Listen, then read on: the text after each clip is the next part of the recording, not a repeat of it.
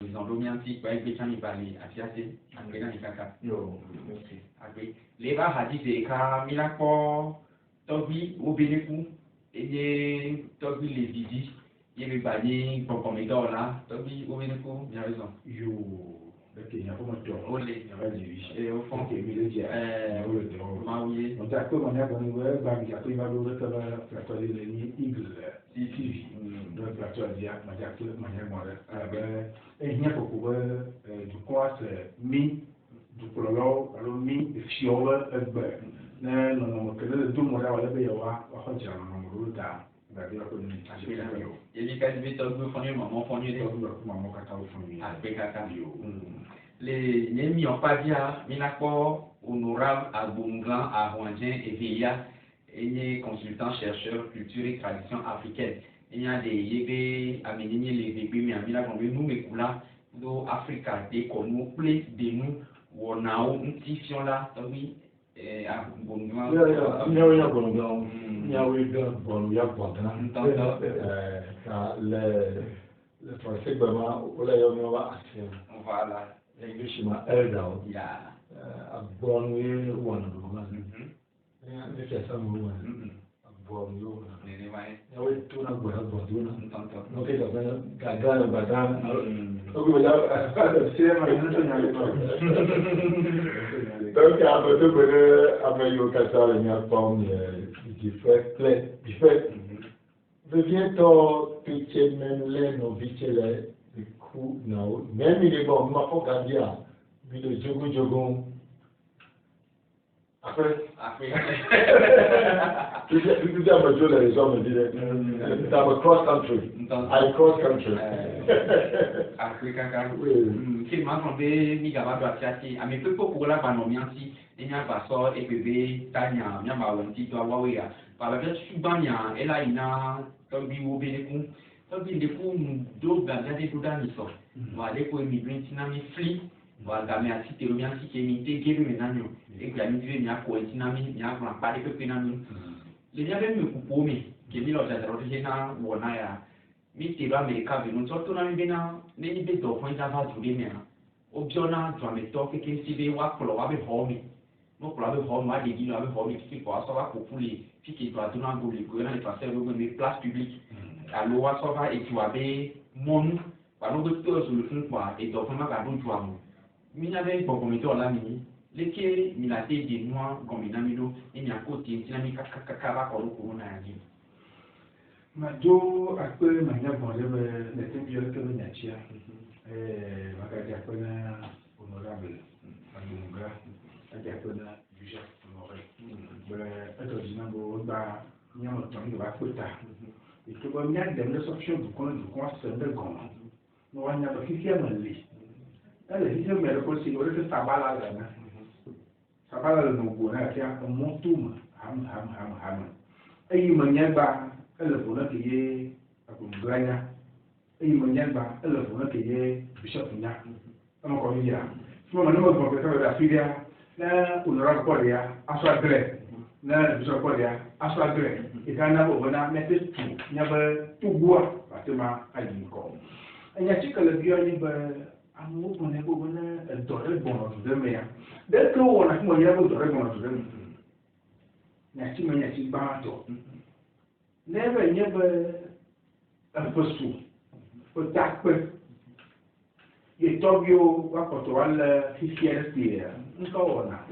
O to na shi one no. No to shi one no wa.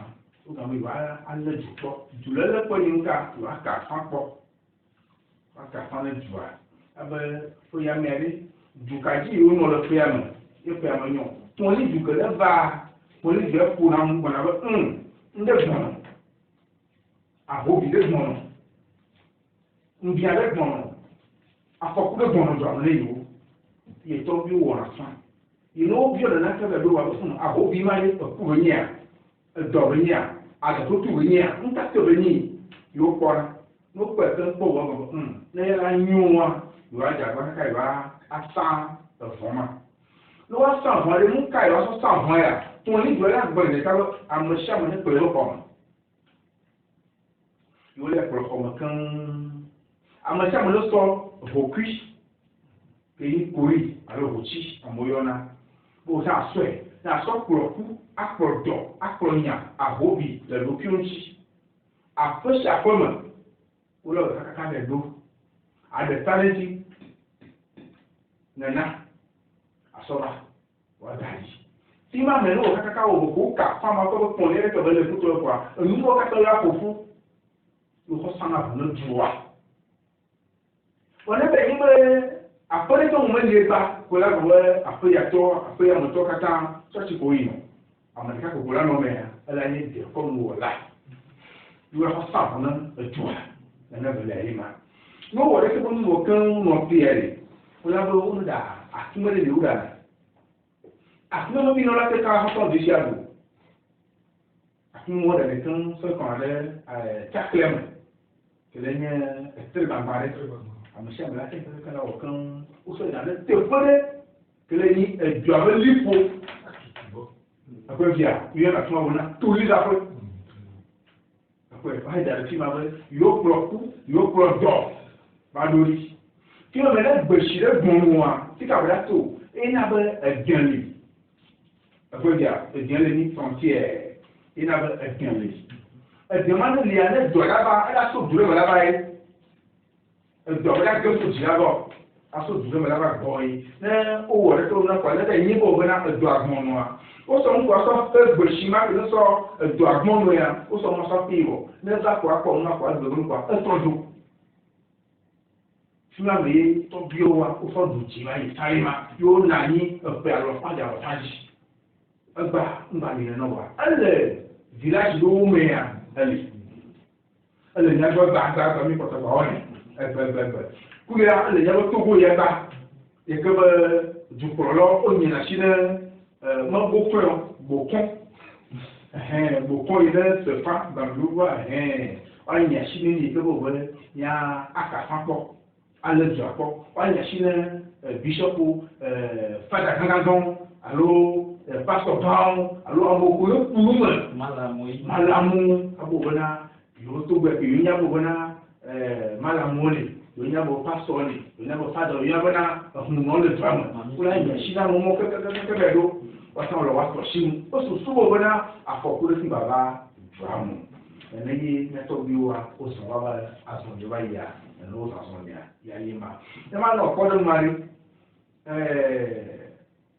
ẹ̀pọ̀ ní sọ́bí wà ní ìlú ọgbọ̀ kógui máa yẹ ẹ̀ṣẹ̀ àpapọ̀ nínú ó lè nà mú ní ohun wọn ẹ̀kẹ́ ń asọ́kà àgbé lọ ọ̀sán yìí wọ́n dá ìtọ̀jí ya ní mò ń lára kọ̀ọ̀rọ̀ ẹ̀pẹ́ yà ní tọ́jú ẹ̀ lẹ́nà àgbọ̀ àbọ̀ ní ìlú dàgbàmọ́ ní ìlú wa ó bó dùn àlọ́ fún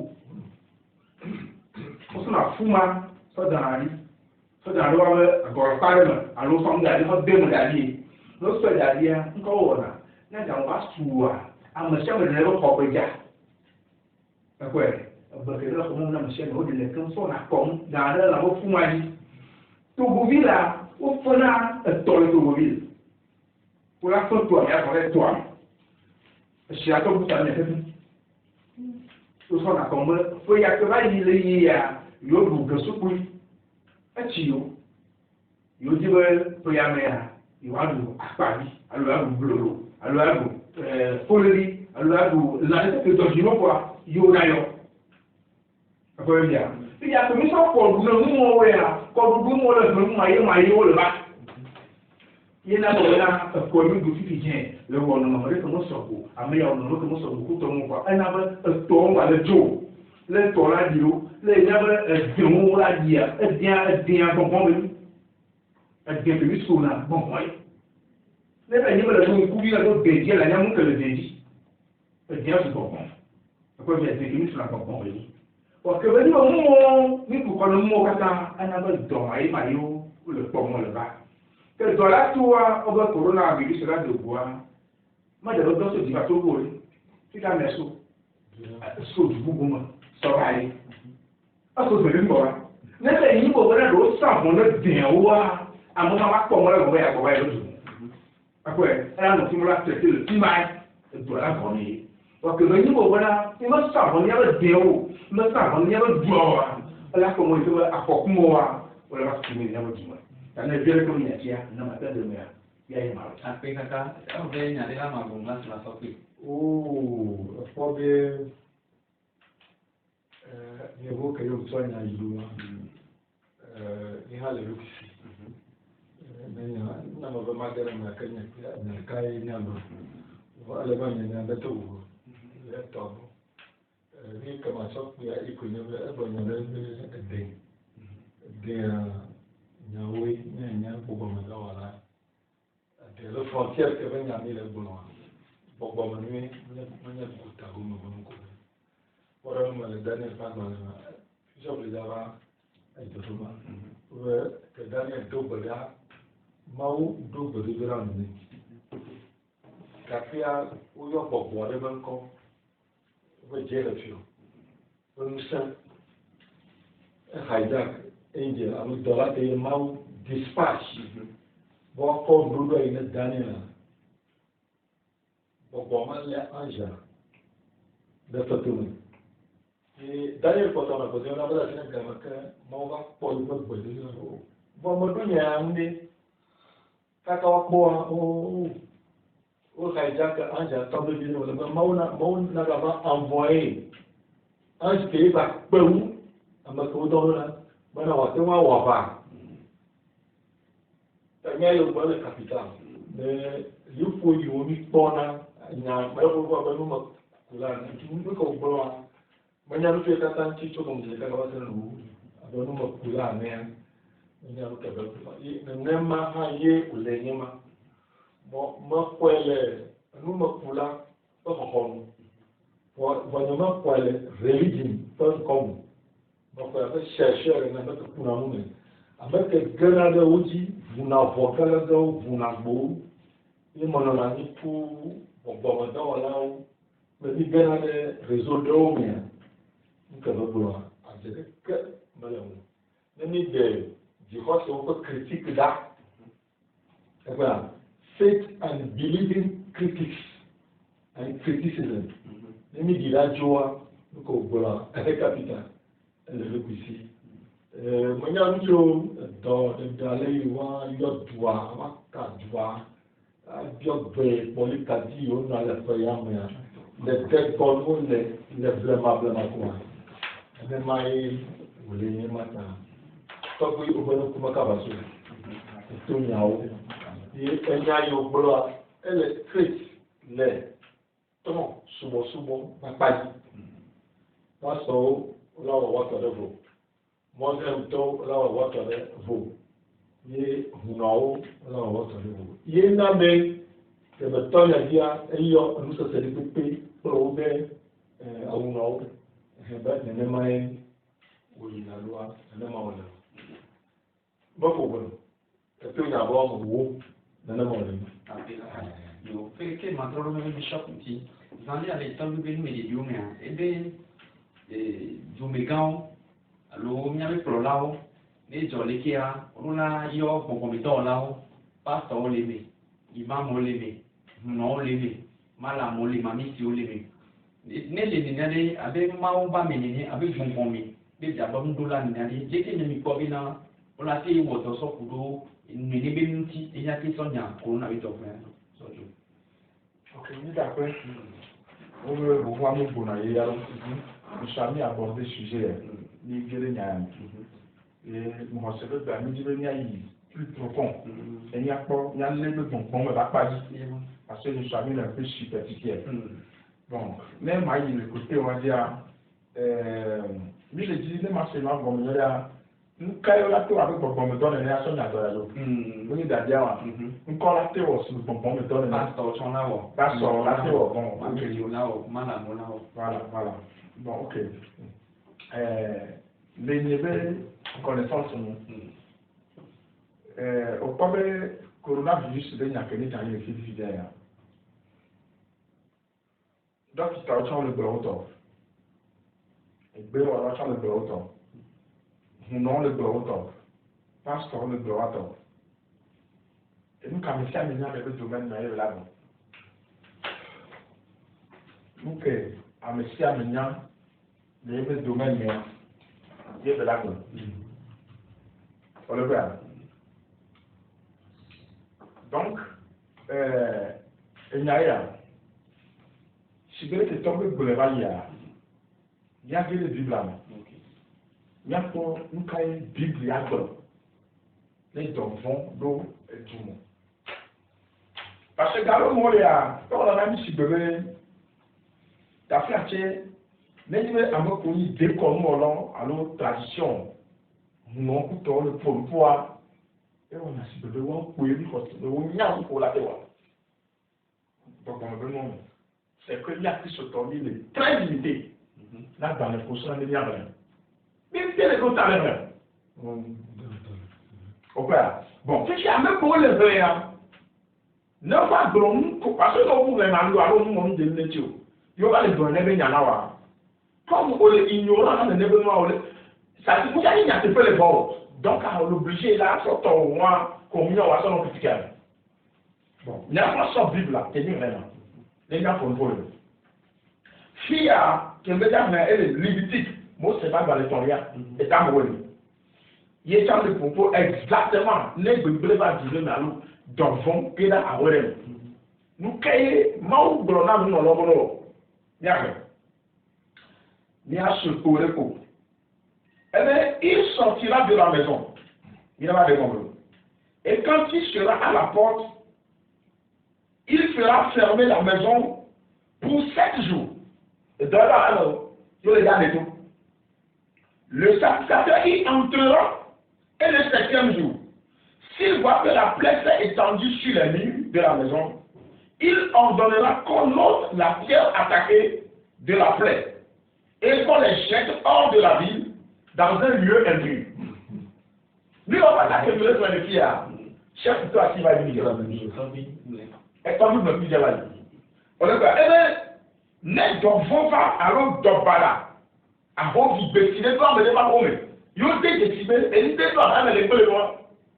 Sacrificateur de notre niveau, Maoube Bokon, mais Maoube Bokon, alors Maoube Houmoua. N'est-il pas de voir toi, on te calme, ne va pas la même. Il est bien. Si tu as le problème, non, on va te décider. Et lui, il y a la preuve, mais il est le bébé là. What they do say that te plaît ma combattant. Il y a une petite fois. Et il y a quoi, qui est chef blanc. Ouais, des routes, tu as beau. Il ordonnera, il commence, verset 41. Il fera racler tout l'intérieur de la maison. Wa racler, wa racler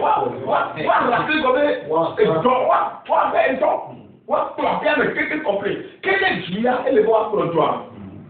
N'est qu'Atia et le voir pour Katia.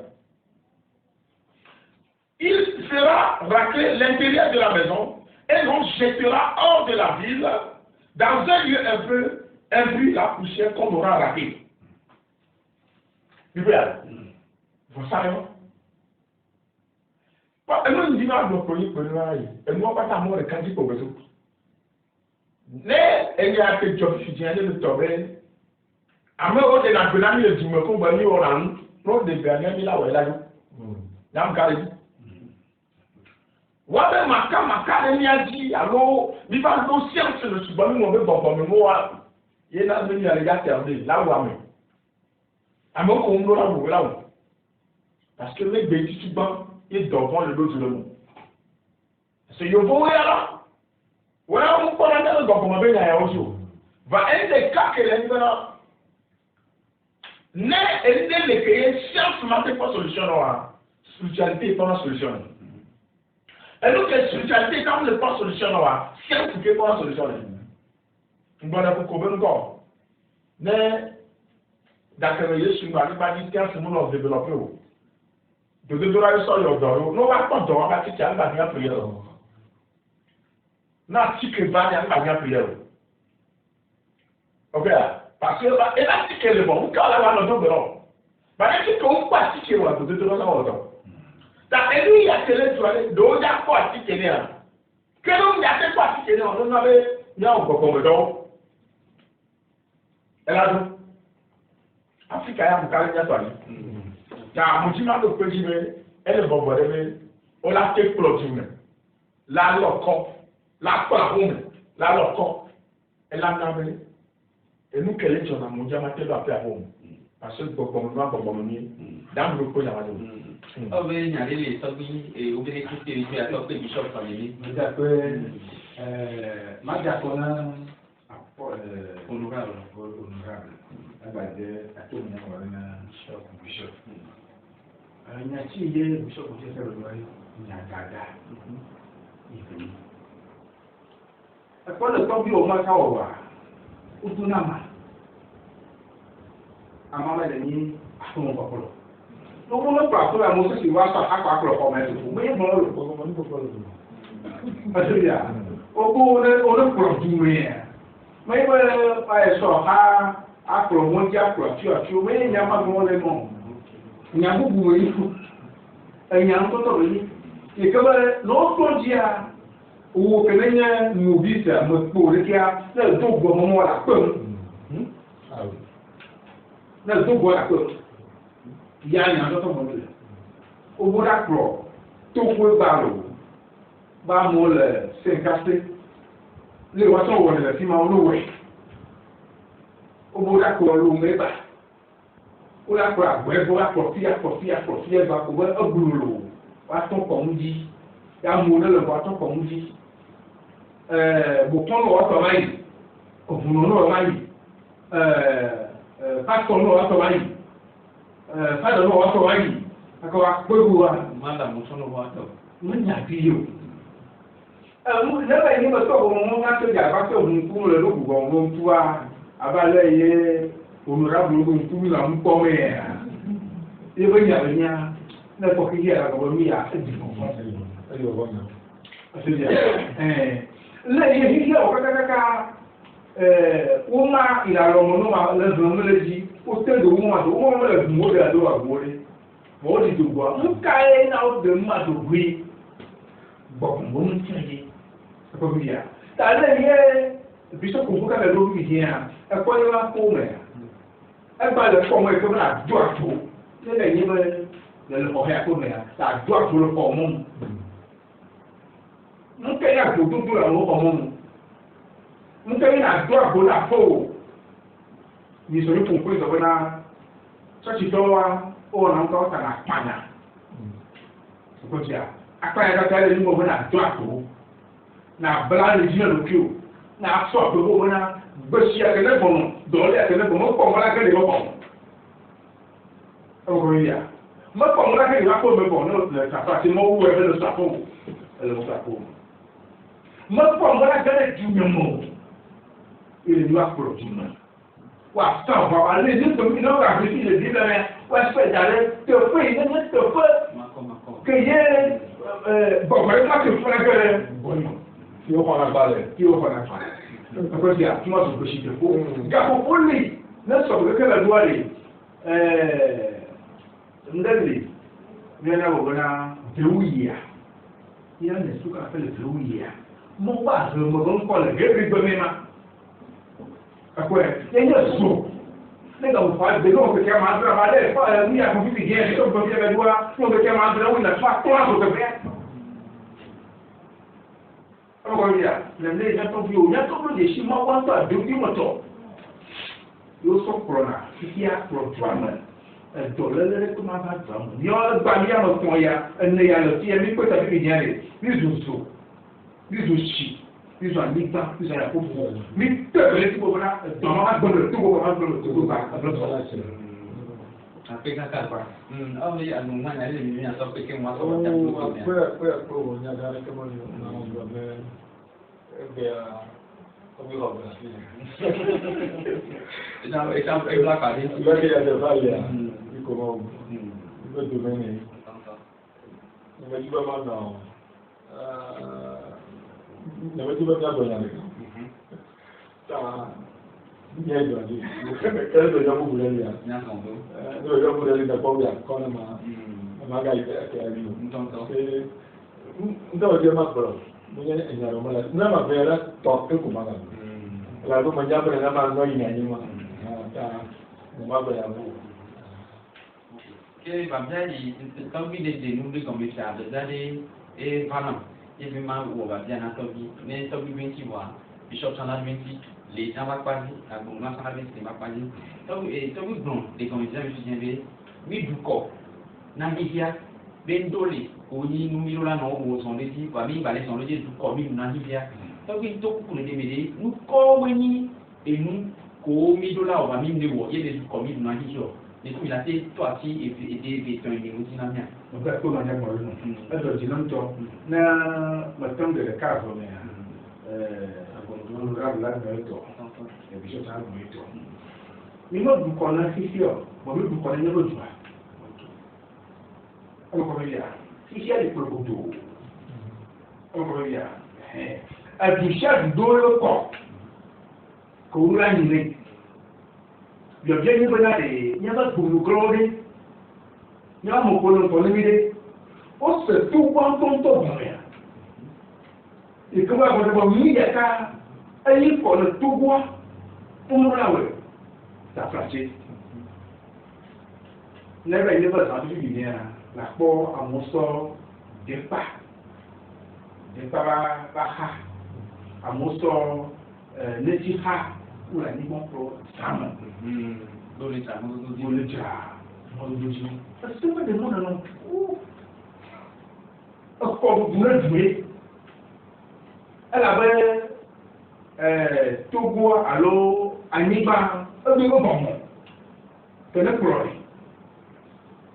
n'est pas aussi de venir à faire dans mon côté au venir Aniba Toa ne me dit moi je sais pas ça me fait comme tout ça peut être ça passait à la hall n'est pas chez Aniba. Dans le poste de l'instruction, il y a beaucoup de gens qui viennent, par exemple, le compte il y a c'est vrai qu'il y a un petit peu de rame, on va vous le voir, mais l'opposition va, ne pas les d'accord. Mais il y a une analyse sur la case pour aller voir comment il joue, il y a beaucoup de gens qui vont dire, d'accord. Comment il faut garder le cas, qu'il ne veut pour aller pas, ça quoi, il y avait du voir le groupe, on est dossier, on va la gagner. Puis moi même que d'assurer de follow je vois ce gombo na tout bois mania du couvignon bon pour jouer il n'a pas d'autre de jouer il y a beaucoup là le tout pas bon gros de jouer il y a beaucoup là allez du vite crier par nous là non avec le pasteur de jouer il y a un numéro de bière, il y a beaucoup de bière, comment il faut garder ça qui est le Togo. Il y a une. Alors, on est depuis hier, il y a tout le monde, il y a tout mato. Non, il y a tout le monde, il y a des cas pour un dollar, il y a un dit que il y a tout le monde dort. À la toi, tout le monde dort pour les. Alors, quand c'est gorge. Donne-moi un abacoué. D'accord. Les didions, pour l'enfant, quoi, elle a les didions. D'accord, il y a un ton de fou. Non, on peut regarder la mère, vous regardez. Voilà, il doit toyer quoi. Encore, tu dois. Allez, il y a couillé, il y a un matin. Encore, vous vous souvenez, mais le corps, il y a du joie. Il y a encore, il y a du bien. D'accord, Togo. Elle prend l'acte Togo. À quoi il ballon?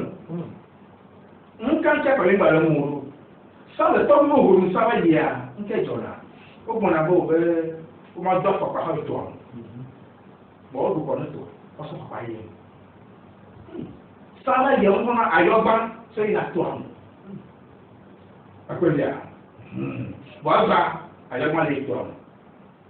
Ça va, il y a un gazelle, il y a beaucoup de choses à faire étoile. Pour avoir une idée, moi, l'étoile.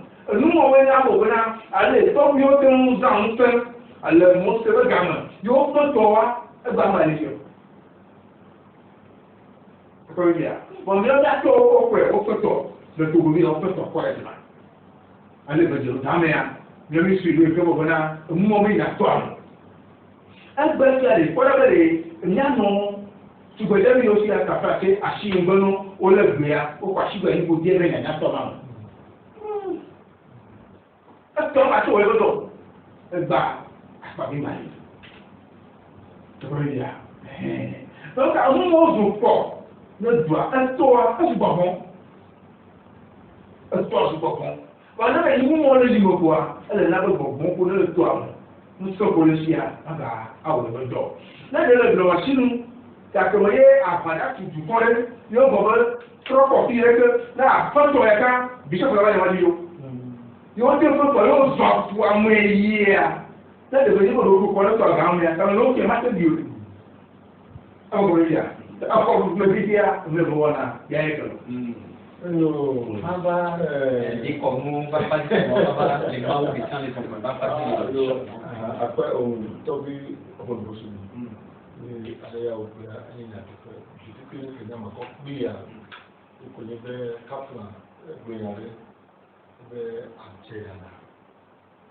Nyao mato nunga vivi ɛnana bɛ dugbɛna agbófunna lɛ dunji mene dunji lɛ de agbófunna lɛ amɛ yiwo lɛ nɔmɛ vivi ma agbófunna lɛ wɔn ti ɛgbɛna mɔ ne dɔbɔn bɛ ɛgbɛna lɛ dumɛ ye ɛgbɛna lɛ aƒɛmɛ nane ga to fifia nane malo nya wo gblɔma mo kpɔna mi wo dɛ. Ini sekolah ini masih syarif. Bagaimana ada cok. Be Kristo tahu ni. Makhluk Kristo ni makhluk ni saya mahu ni. Wah koilenya be berkedum dengan cia. Ne soalnya. Ni pilih dari orang yang biasa. Lo lebih kafir. Tu juga ubi. Donc, il y a un peu de temps, il y a un peu de temps, il y a un peu de temps, il y a un peu de temps, il y a un peu de temps, quand tu as repris que parmi les Nabanibami, à boire le eau, et n'amener n'y a pas auto, il y a eu le com. Gaïmane, ni devant le mouvement où tu crois, beaucoup dans le bien. Ebea nano ike melie nyaba ni babu enye ko ti su ike ka zama kafwa ni pom de lome musu le dope musu ele ni pom de lome nyon pe nyon o le pe le don ni pom le nyaba duome de kak ni pe tu biblio o ko to la niba wọ́n gbọ́dọ̀ lọ́la nígbà ẹ̀yẹ gùdódó ànígbà ẹ̀yẹ ìdìbò pọ̀ nígbà àti iye mílíọ̀nù mọ́ ọmọ ẹ̀yẹ tó ń sọ ń kọ́ ní ẹ̀fẹ́ amáyé jẹ́ mi ìṣọ̀rọ̀ kémi ọ́mì lè gbọ̀n fún bèbè kọ́ wọ́n ní kèyọ fún ìwé wò ẹ̀rí ọwọ́ yá lé gbọ̀gbọ̀n ní tó ń lé náà ọmọ ìgbọ̀gbọ̀n bá mọ̀ lẹ́fẹ̀ yẹn kọ́ ní ọ̀rọ̀ yomi yẹn kọ́ ilẹ̀ ní àṣì amẹ́ yomi yẹn ló ní ayé gbẹ̀rẹ̀gbọ̀ ẹgbẹ́ à ní sẹ́ ẹnu gọ̀ọ̀mẹ̀ntẹ́ búbu èmi tsọ̀ kọ́ wúlẹ̀ yémi lè nukú wọn lé nukú pẹ̀tẹ̀ pásọ̀ náà onam tàfàtì bẹ́ẹ̀ mẹ́ẹ̀dẹ́ mẹ́lẹ̀ gẹ́kọ̀ọ́sẹ̀ tó ẹgbẹ́ alẹ́ ọ̀họ̀sẹ̀ àwọn ọmọ ẹ̀mú màwọ̀màwọ̀ ní yóò títẹ̀rẹ̀ lẹ́yìn akó jọjọ mẹ́ntì àbẹ̀kọ̀ òun àbẹ̀kàbí òun àbẹ̀kọ̀tọ̀kọ̀lì òun Bibla fo comme masse il be nyate pa fa si made Bishop Blaise avait ni me tempo ta haklan c'est mal capital nyaoto to ba yimbe ne be nyata do ta tu la khabida la guerre mais oh ni blonya ni ma demula la tu na ati na zo malam de belambe be ya pa mo se to le so po a cho you nínú gbogbo ẹgbẹ́ ìjà àpàrẹ́tọ̀ lọ́pẹ́ àlẹ́lì yíyọ ọ̀nà ńdọ́kútù gàwé rẹ̀ ìmáà kẹ́kẹ́ náà tó rẹ̀ mọ́tọ́jì àlọ́ tó lẹ̀ jù àmì àgẹ́rẹ́ jù àpẹ́ mọ́gájì bẹ́ẹ̀ yóò wò yà ńdọ́kútù gàwé rẹ̀ mọ́ náà yóò wò wọ́n tí ìkẹyẹ bára bẹ́ẹ̀ náà alàkọ̀gbọ̀dọ́ náà bẹ́ẹ̀ ẹ̀kìjà nàdìlẹ́ká yé hábí ọ̀bá mi à mais ça on peut de loin Marekama ko ogera gogo nyao beni be elle vit la masala bon ben kan le pon khose pe si majemaze be nyalu ba le nyama ni bawo ye ni khose kwa be literature agbara jibe lu soso ne ni me ko de le be ne ka ebu sese lu keye do lu se wa gede no ni ko abe literature ni akle ko al site ni atan do français be ni atan do english be ni arab yeah are you hearing me I heard somebody oh yes they hear mon many belle concept mo encore ni ko se be ni do ti ke na te pe akwa ku bobo me be lu se o do level belle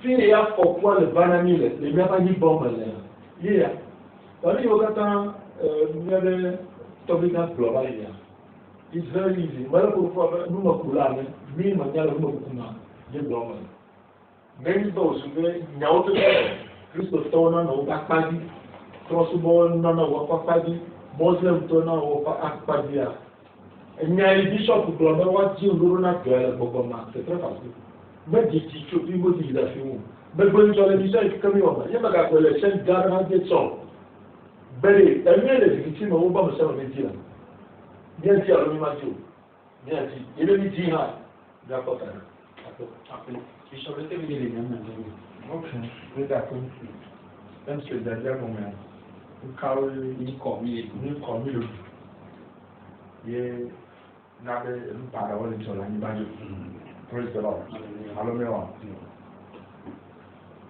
le Christ to ba kwaji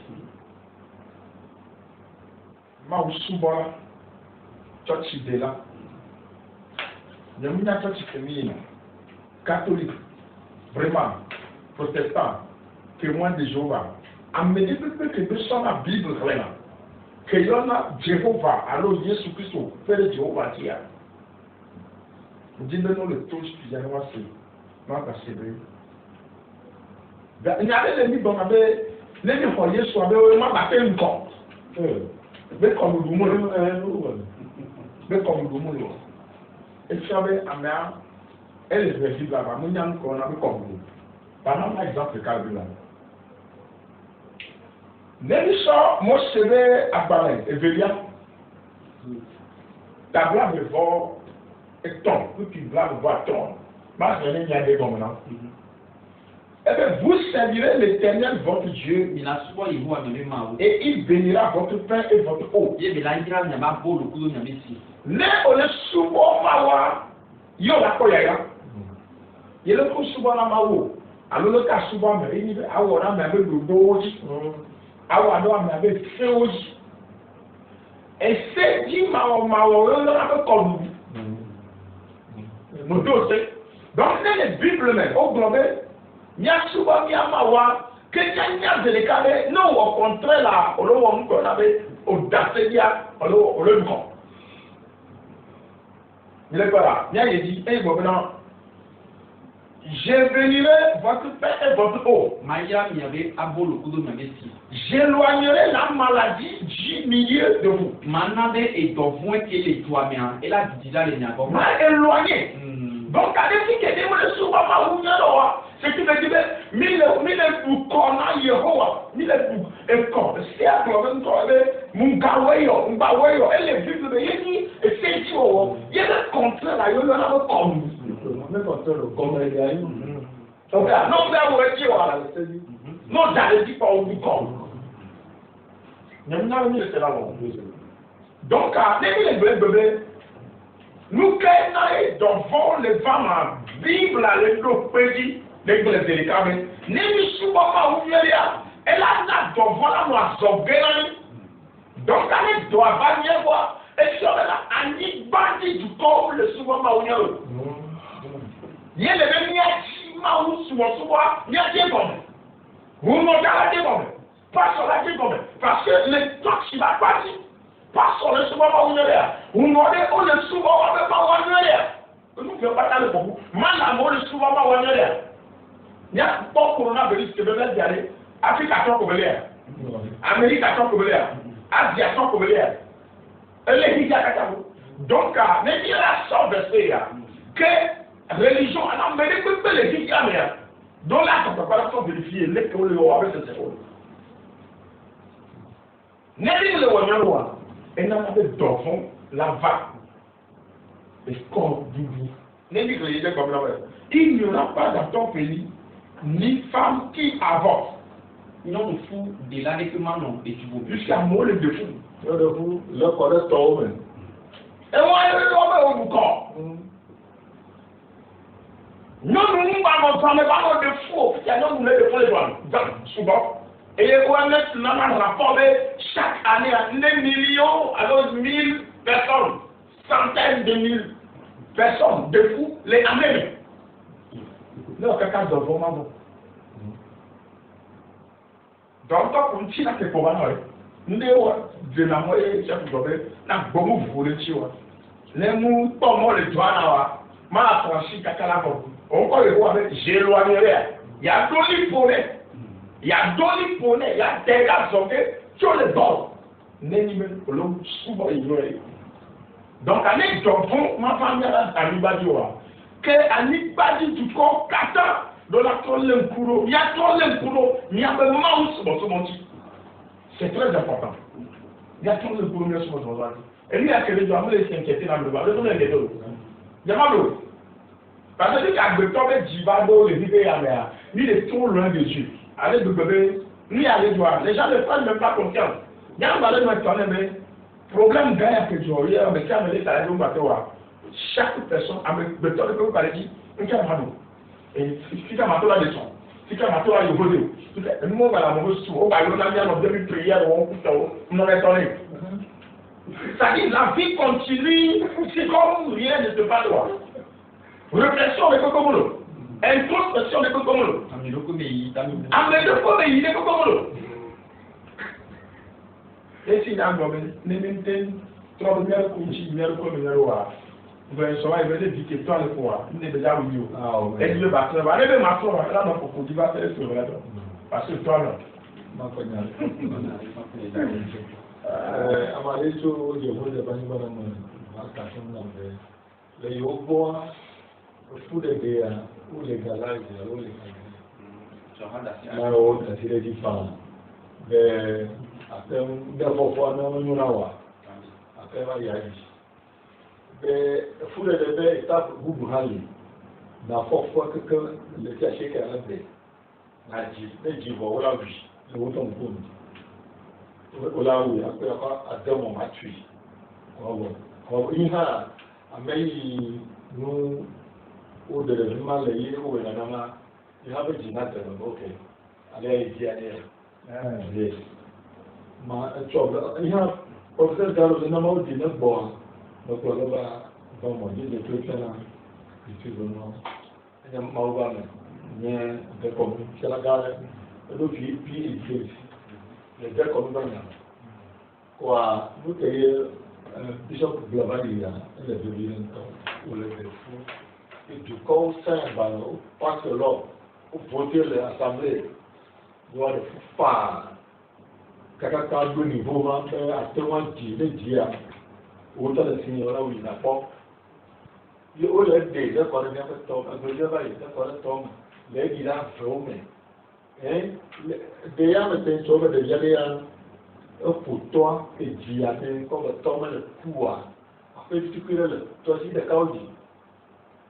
Et toi le coup cabané à pourquoi que y est temps le gars diamant. Que temps le quoi ça va si le coup comme quelqu'un trop bon. Pour donner sur le cœur que je dis là, je veux que l'on ait la femme là. À un moment, d'avoir le portable.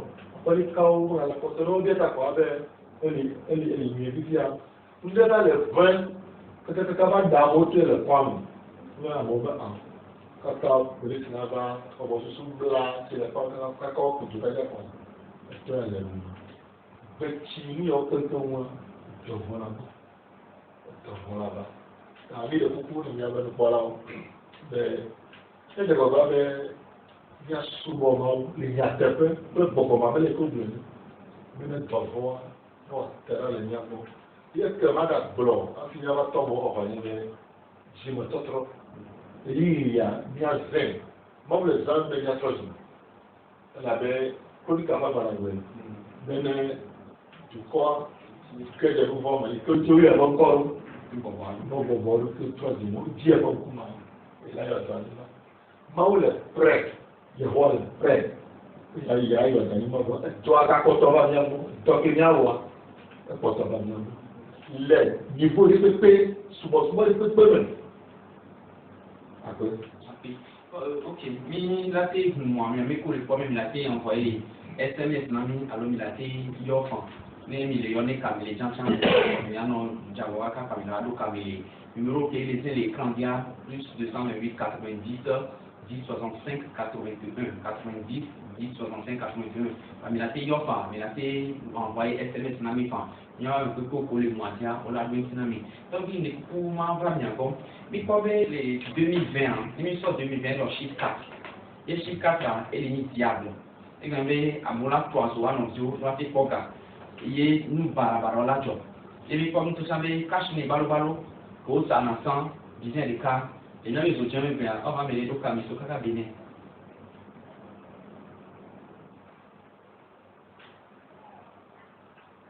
allô. Bonsoir, monsieur. Bonsoir. Bonsoir. Bonsoir. Bien, bien, bien, Ok. Yo soy Bené Ok, raccrochez après Milado Nyawantino. C'est ça. Raccrochez après Milado Nyawantino. Ok, donc il faut bien cacher les balles pour les ça. 100 francs, et des à mon dagaré, à mon le 500, à mon le 1100, à mon le 1500. Il faut bien nous barabara les gens, des tiagos, et les quand on a les libénans au point américain comme les coups fait bien, au point mon doigt bien monter une barre les gens. Mais bien c'est bien aller. Les accords qui allaient 2020 employés, par les néa les Kenya, c'est pour comme toi là les militaires des grands comme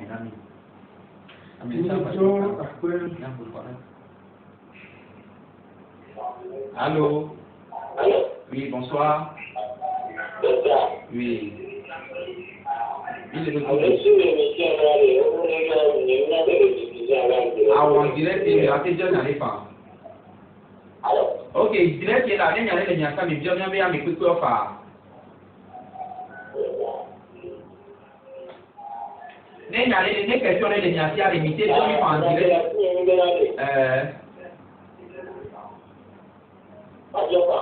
Joppa.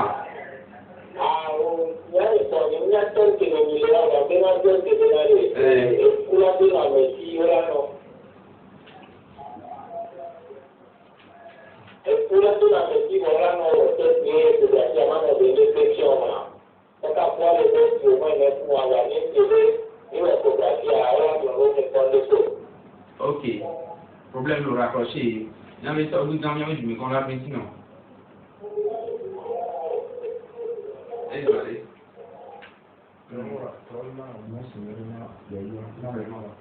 Vraiment, comme nous avons senti indication quoi.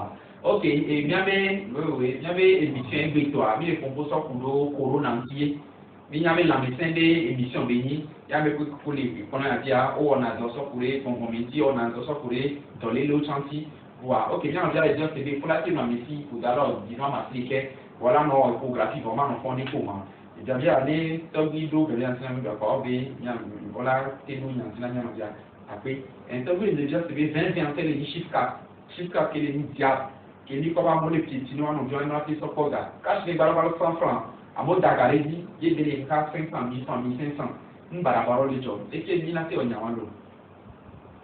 Mugaja Kono, Nyama de la Bio Coaching, est-ce que le mot never Allô? Allô? Oui, bonsoir. Bonsoir. Nous vous proposons passeport professeur. Oui, dans l'émission, mais bien, il y a deux questions là. Bon, nous vous proposons de la Mais il y a deux questions là, Allô, déjà, ok. Problème, nous raccrocher après, il a 20 sinon. mi Ah, d'accord. Mais quand tu es réveillé, yo wa pe mi le ku ko émission ke mi la direct qui est pour le moment corona ti mi ko ko so kundo donc à ne mi la pe yo quoi mi po bon le dia donner corona va pas dit cette émission santé mi le peut faire à voir mi ne mi me question ne no corona avec contexte mais après nan yo to mi va nya bo le moment où on a sans corona si vous êtes aussi mon diable 20 une carte va une diable le moment où on s'en tonton gakia ah je vais il on a le faut se préparer l'émission tonton il y a autour 2020 ini 20 euros même moi quand il y a des narcos comme moi là comme il a pas bravo wala so ga baba ma baba amane ya ni fiable sun kan ti ni jawo si fu katara ni e ci pa ko mu ikewe la ga fo mo biji aso poga ni apti ti no ri akochi ni 4 c'est 4 yema le port chiffre 2 le port 4 le port 6, le port 8 quoi, automatiquement, il y a des cas où par la numérologie, il y a des cas où il y a des cas où on dit, nous maillot, il faut dire, c'est pas bien. D'accord, il y a un ton, que le banani, que le nia, 20 000 euros, nia pour là, nous maillot, ça va couler. Là, mi o de nume alo mi de nume kure mi o ti o wa mi ya le ju a a ka ma so mi ala ba se a ba ya ba mo shi ni ni si ko bi nye da iwo we mu ni la ba jo nka ye to wa ko kure de to nu ma shi ga ho ko mi aka bi o le na du ko la ka ju ko wo na le ki a ga na ko su no su tu ayi wa ye na bo we ma je go mo so go mo de dia o mo ke ke ka wo mo ni ola de so wo la gbe ye nya mo ko na wo e kabal ou astrologie, ou numérologie, nous avons dit que 20 ans, là, nous avons dit que nous avons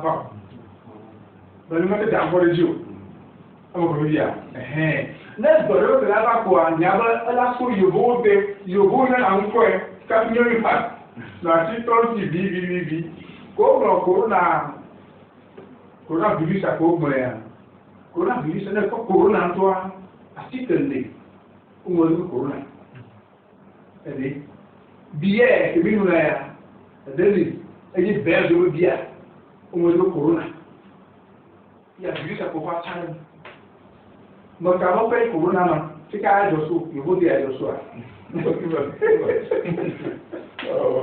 nem tava legal com corona lá assim bom né queen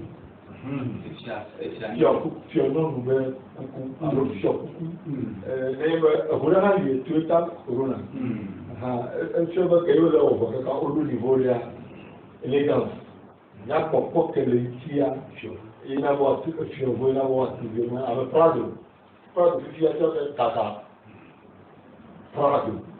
pride o li so mo pride kata nene be o to le jina na mala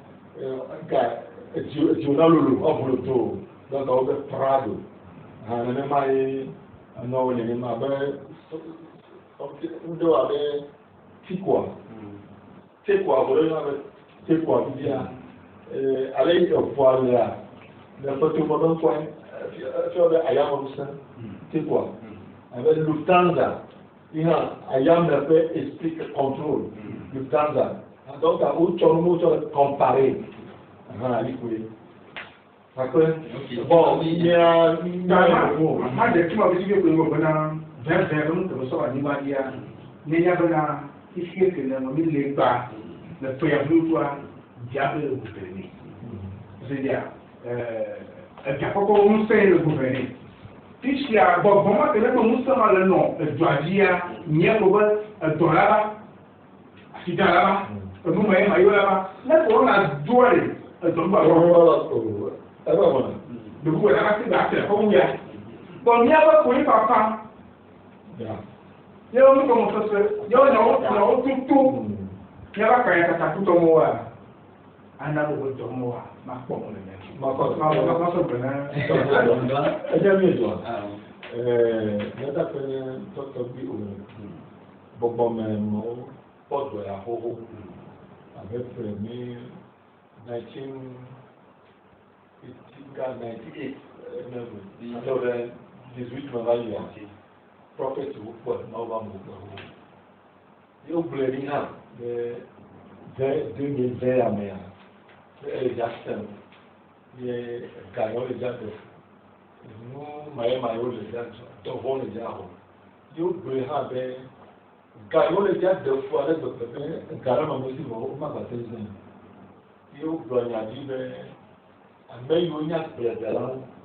ńlá nyìlá wa wọ́n ó nyà mí ó kẹ́lá pọ̀ jù the prophet directly bẹ́ẹ̀ máwó lè já nyànyà tọ́rọ̀ yìí bẹ́ẹ̀ àgbẹ̀gbẹ̀ kẹ́lá nyìlí mọ́ yìí bá mi à vọ́à lùkẹ́ jọ ẹ̀kọ́ bẹ́ẹ̀ prophetic missioner le miakpɔ le Africa mi mɛtɛgɔ prophetic gift prophecy bɛ nana kpe prophet wo bɛ dɔwɔ wa eba zu nu dibɔ nu le anyigba alɛ lɛ kɛgbɛ bɛ ne bɛ prophet kɔ bɛ minɛ si kɔ dzra wɔn ne gbɛ se mu a wo bɛ prophet kɔ kɔ pastor mɛ yi mi sɛ ne wo bɛ pastor ita.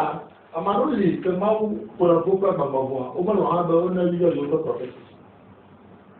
Jadi kalau tu buat orang profesi bawa ni bawa kata ni bawa amo lido lah, antara dia upogaram musi. Mau bangga, nelle sen kata doa, muka malas pronovia, pastor pika, profesi jalan rubi lagi. Berpaya, Allah oleh jadi ini yang wajah boleh.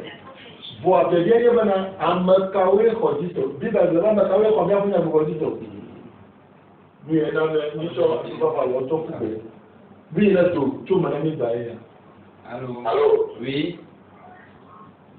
Allô? Donnez-moi pas. Allô? John a famille de l'auto. Allô? John a famille de l'auto. Ok, deux questions à faire. Et il y a des topics de quoi? Allô? Allô, oui, laissez. Donc, il y a deux fois, il y a des. Après. Et gouvernement encore de tirer, donner des agents pour tout là. Il y a encore des 2 semaines, 3 semaines là. Et donner des agents pour il a été pour tout là. Et là maintenant, et donner à Yakuaki, et il fait Koto, Yakuaki, il va sauver la roche du Moubo, et de voir Yam Mokobe, Yam Yabo Apome. Il faut qu'il y ait Titoba, au bout de la rédata qui est là, il est nommé Titoba. Il est dit qu'il est considérant de fait, il m'a appris à donner la main à Marie.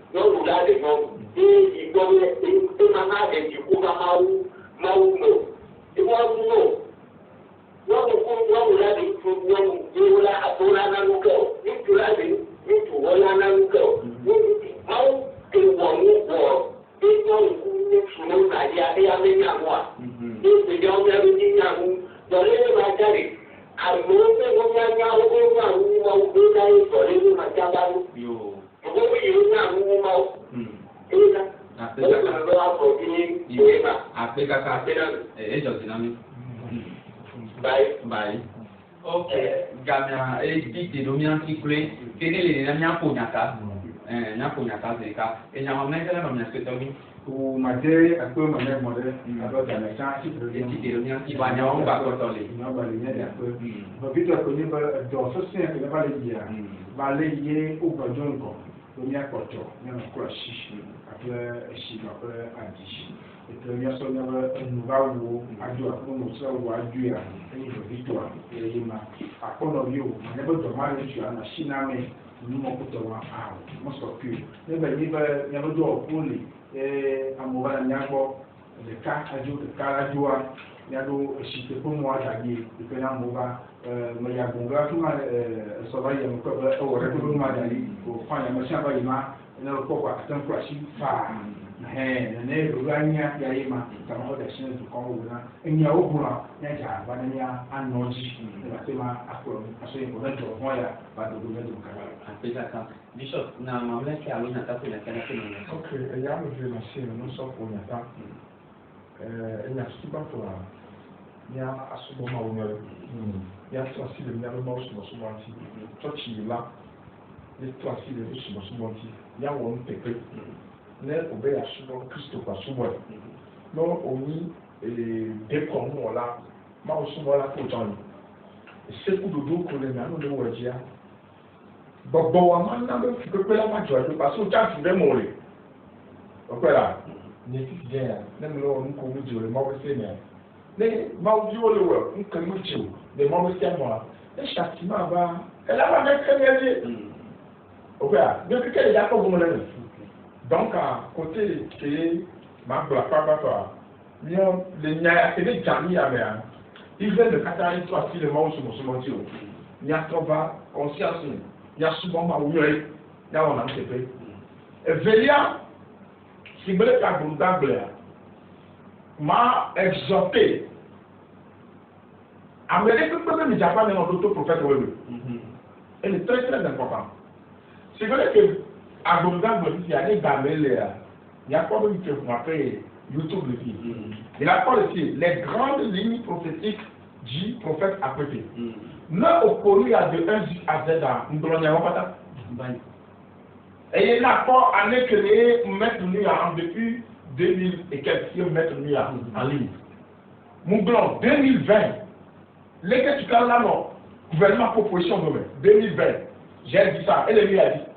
Mon blanc a adopté le tonato, Togo, Baniba a dit, 3 ans de famille. Mon blanc de pied. J'ai prédit beaucoup de choses, mon blanc. Les créer Africa, les millions de pays. Africa, du coup, là-bas, Boisvalo, Europe, petit. Mais ils ont les types, nous, d'actifs les Européens. J'ai prophétisé ça ici. Amener les YSTO, les YouTube dit jamais pas, en 1940. Il est quoi? Va me mettre noir il y a de cela 2 ans. 2 ans, il y a me mettre noir le pays. Nous, j'ai déjà déclaré ça ici. Amener YouTube dit probablement les grandes lignes de la prophétie concernant le Togo et le monde entier. Nous déclarons nous pas aller tout le monde bon. Il y a notre prophète, il y a le diplôme, on veut tout le prophète bon parce que prophète oui s'appelait Salana président.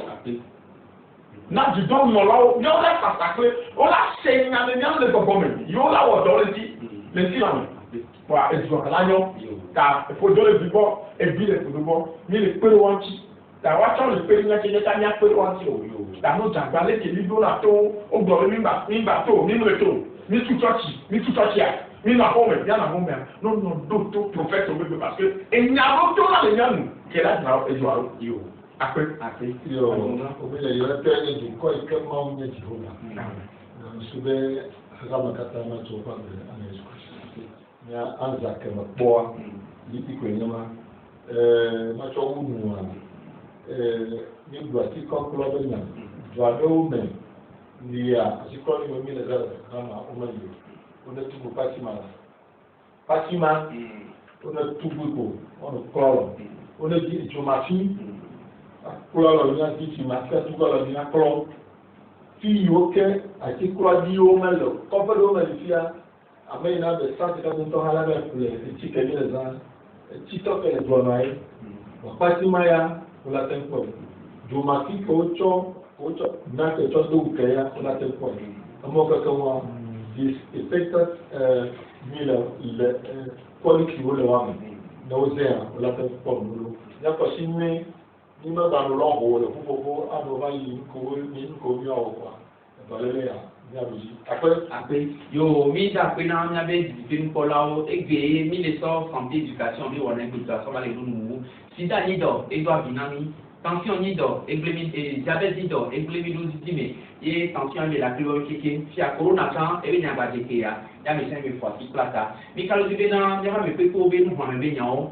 ba ba ko lo pe o ba be mi di o la ko lo nya ti jele be na ni gbe son de wa di kwa ma di mi akona be to fun ya e la fo ape na mi be na na so mi no nya go e mi da na nya mi ko chambe ni so kuda go mi ka nya sinawa ola ba so lo nya ti o tra no bo ko na mi ni ma o de mo kuda go nya ka to go aba ati amasio kwede mako agogo so seko ashe one of you so kanya gbogbo e di ma ju ko ba mesema enye zurika so asina na magayi ori so ashe one of you so ko se do covid-19 ya ka gbe to ma ju ko ma la karina 19 covid-19 alo coronavirus ashe enye na cha dogbe magayi ashe one of you la na kole ka mu do ma china klo gbe ta ju ko mera je ma ba do mi on la gbogbo ma nya view magano view ko ke fia awo tu ni na be anya ele ba na to tissue paper adun afi anya omo ma uji to mi o la fi do ko mi nyama na ga ko no view fia ko be aga na share lo player awo o te fi mu ka ga mu ke nya lo na re fi no view lo ko ne ba ni do gba do gbe eta tutu yakaraka magali le na ma ke na lisa ele ba na to jale accrocher seko na crochi kana la gbodo ma yim ha na ko dana no sikro ai la gbodo ma yim ala ba sanitizer yi kanya sikro chi kama na no shi na ko ne ko to kuma da ma yim play so go ma chi ha nka go ma ta no su ba na ko ba awo nwa fu daga